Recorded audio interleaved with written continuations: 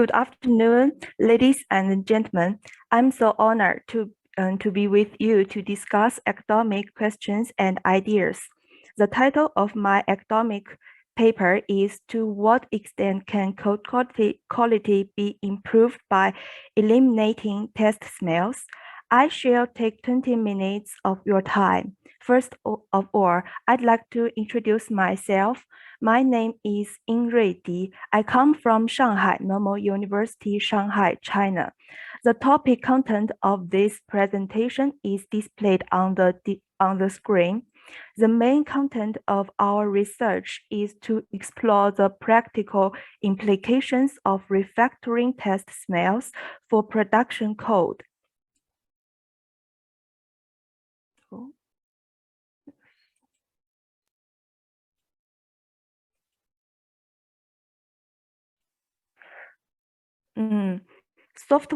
Software testing is a key activity to guarantee software reliability and maintainability. However, developers tend to ignore the maintenance of the test code when performing a trade-off between code quality and release deadlines. Moreover, the lack of research to qualify the relationship between test code and production code quality. As a result, test quality degrades due to the lack of appropriate refactoring plans. Automated test code is an important part of the software system. Programming and maintaining have similar challenges as production code. However, research has found that developers tend to ignore the importance of test code. The actual meaning of improving the quality of test code is mainly based on subjective experience, and it has not been quantitatively studied and discussed, leading to the insufficient attention to the meaning of the software testing. Therefore, it is imminent to choose a quantifiable perspective to analyze the significance of improving the quality of test code. Test smell is a derivative of code smells in the context of software testing, defined as the sign of poor design and implementation in software tests, which is detectable by heuristic and rule-based approach. However, the cost and benefits of test smell refactoring to the improvement of code quality have not been resolved quantitatively, making it difficult for developers to decide whether they should remove test smells. In this study, we used an automatic detection tool developed by Purima et al., which called TS Detect, to obtain the test smells. In this paper, we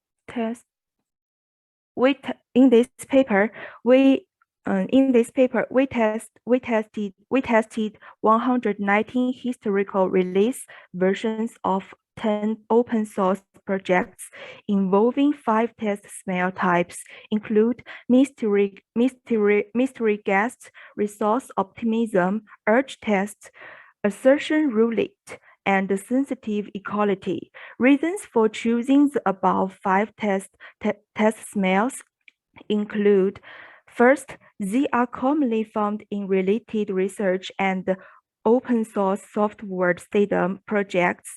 The second is the reason for these test smells are different. There is no significant co-occurrence, and they are related to different characteristics of the test code. In this paper, for the evaluation of code quality, we mainly explore the defect proneness and change proneness of the code. In this paper, we defined defect proneness as the number of bug-introduced comments between the 2 versions for the Java file where the test class and its associated production class are located. We defined change-proneness as the density of changes between the two versions of the Java file where the test classes and their associated production classes are located.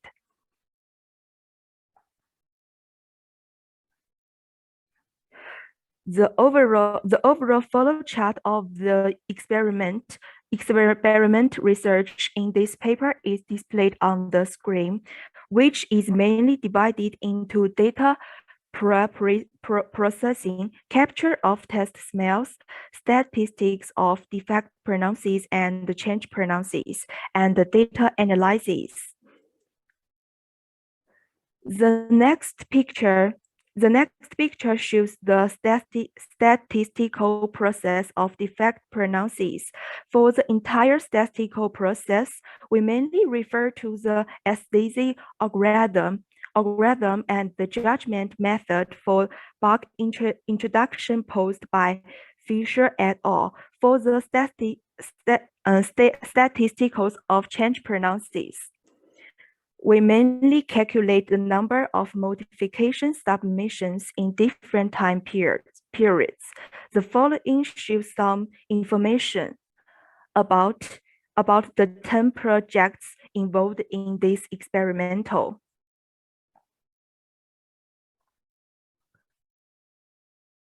Next, I will describe the specific process of the experiment in details. First, we use the test smell detection tools TS-detect to obtain the distribution of test smells in 119 historical releases.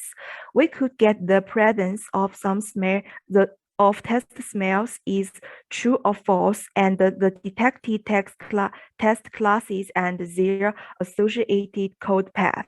Then, according to the extent of the test smells in the files, we program to capture the process of removing the test smells.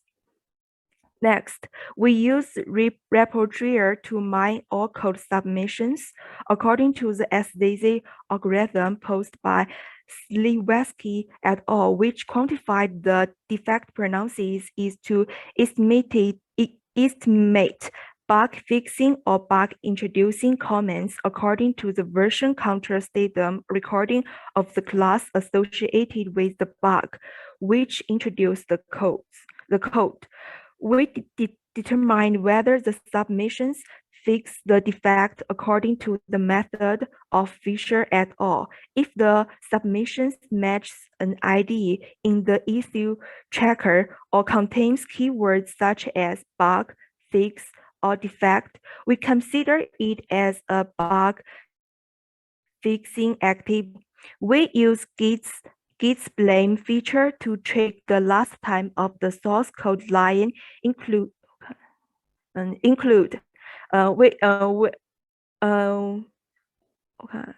we consider it as a bug fixing activity. We use Git's blame feature to track the last time of source code line included in the diff information list, which is associated with the test class and its related production class between the two versions, and judge by the time corresponding to the version whether the defect was introduced before the test smell elimination or after the test smell elimination.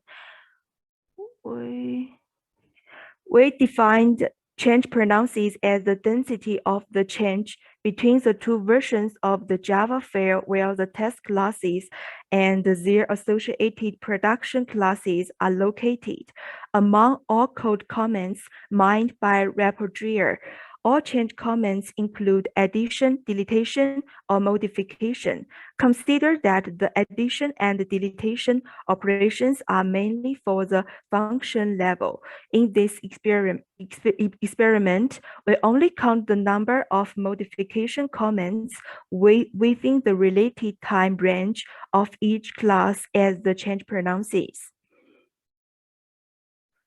Finally, we use the odds ratio to evaluate whether the test smell is a risk factor that affects the defect pronouncers of the test of the classes of the code. The formula is shown in the figure. In this paper, P represents the odds of being defective in the class before the test smells are eliminated, and Q represents the odds of being defective in the class after the elimination.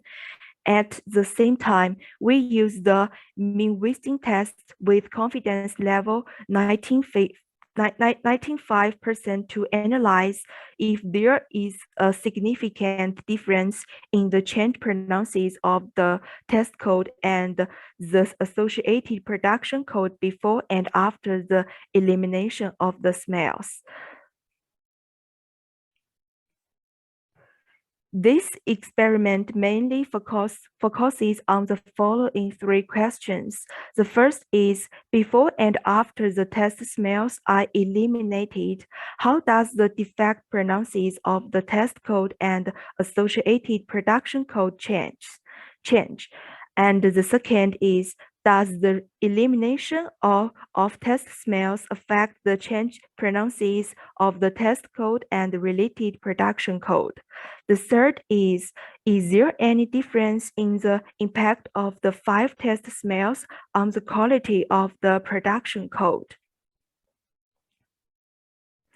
The two tables in the figure show the calculation results of the OR value for the test code and the production code, respectively. The box plot on the right graphically shows the defective pronouncers of test code and production code before and after test smells elimination, as the tables show that the OR value of the test code group and the associated production code group are greater than 1, which shows that the test smell is a potential risk factor for the test code and the related production code. Test smells has a significant impact on the defect pronouncers of test code and the production code. This graph shows the effect of test smells on the change pronouncers. According to the results of Mann-Whitney rank sum test with confidence level 95% is p less than 0.0001. It can be conclude that the elimination of test smells have a significant impact on the reduction of code's change pronouncers. Similar, according to the box plot on the right, about the change pronouncers of test code and production code before and after test smells elimination, it can be seen that test smells also have a significant impact on the code change pronouncers. For the impact of different test smells on the quality of production codes, we graphically displayed it on the form of the histogram. For the two histograms in the figure, we can see that the elimination of assertion roulette has the most significant effect. After it was eliminated, the defect pronouncers of production code was reduced by 1860.1%, and the change pronouncers was reduced by 75.8%. According to the related research, we get it. The assertion roulette appears most frequently in the test code, and because the feature that assertion roulette includes more than one type of assertion to check different behaviors, it is more difficult to be understood during software testing, which leads developers to introduce more errors and requires modifications to eliminate it. Therefore, eliminating this smell is most useful for reducing code's defect pronouncers and change pronouncers. And according to the experimental results, we found that refactoring the test smell is beneficial to improve the code quality. At the same time, the refactoring of assertion roulette may be of greater help to the improvement of production code quality. In future, we can consider open source projects based on other programming languages to conduct research, and we can also further refine it to the method level to explore the situation where developers are coding. That's all. Thank you. This is impressive. Now I'm thinking about my own code and the test smells that I have in my code, and now I can scientifically explain that to me, myself, and my co-workers that we need to remove them because you just demonstrated us that they have an effect. I have a question. You decided to use just 5 test smells because, as you said, they are popular. They are not. They cannot be seen usually together. But I know that there are way more test smells. They're not just 5 in the software code in Java, for example. We know maybe 20 or 30 of them. So did you think about trying the same research but with larger amount of test smells? Not just 5, but maybe. Yes, I think it's necessary to explore and to include more type test smells for research. But because of the time and the energetic is limited, so when we just focused on the 5 types. But I think if we can get more types to try and analyze, maybe the results can be more useful and more useful and just like more useful, and our research can be more powerful. In the future, I think it is necessary to try. Yeah.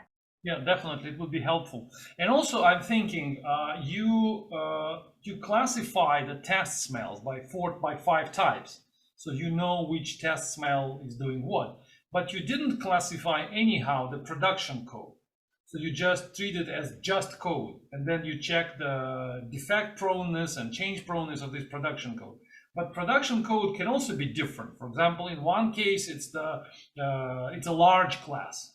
In another case, it's a small class. In another case, it's a complex class. In other cases, the class is very simple. So there could be different situations with the production code, and maybe these test smells, they have different effect on different types of code in production. Maybe this could be also one of your future research directions, to see not just in general how test smells and their removal affect the change proneness of the production code, but of what kind of production code is more impacted by the removal of test smells.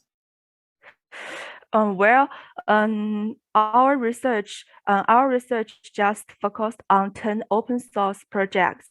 The reason for the 10 projects mainly because first, as the test smell detection tools we can get, and it is open source.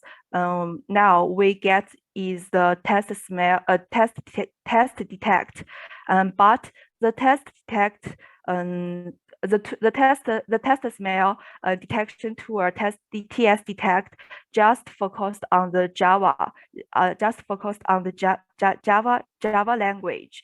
So if we want to explore other languages, maybe we need to explore other test smell detection, and because of and for all kinds of for different types projects,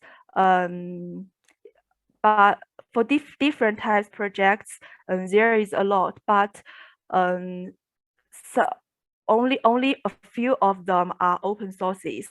So we can for our research, we need first we need to get the source code for the projects, and then what we get the projects, um, these projects we get it must be fit to the Java, because we can get the open source tools are just for the Java language. So this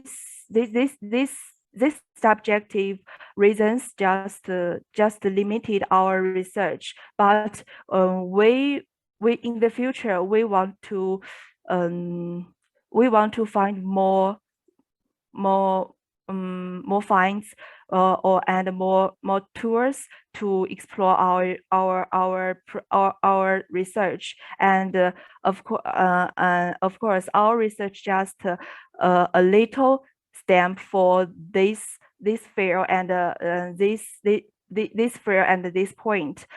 So just I think our research just a little try in this point. This point and for the test smells for our code quality, but because of all kinds of reasons, so we just focus our research just on the Java field and some middle scale projects. But I think this limited reasons would be a new point for more and further research in the future. Right, definitely would be interesting to see on other languages. Yeah, but what I meant is that aside from languages, we have inside one language, we have different types of production code. Sometimes there are classes which are very large classes, utility classes, for example. But sometimes there are small classes which are algorithmic classes. So interesting, it would be interesting to see how this removal of test smells affect these different types of production code. That's what I meant. Maybe this can also be. Just for the classes, we just for your questions, maybe we not consider, we could just consider the changes between minor release and as insignificant and too frequent.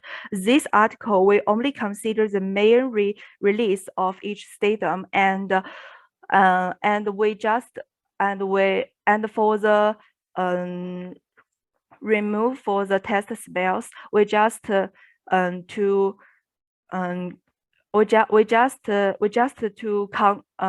program a little program a little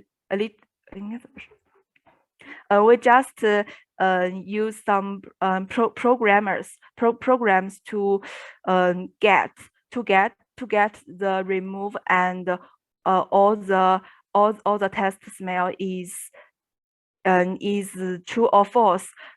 Just like the one types of test smells in the class is in the class we get the presence of this test smell is true, but for the next versions we get it, the presence of the test smell is false. So we just then we consider it the test smell is removed. But we also know this calculation method is just not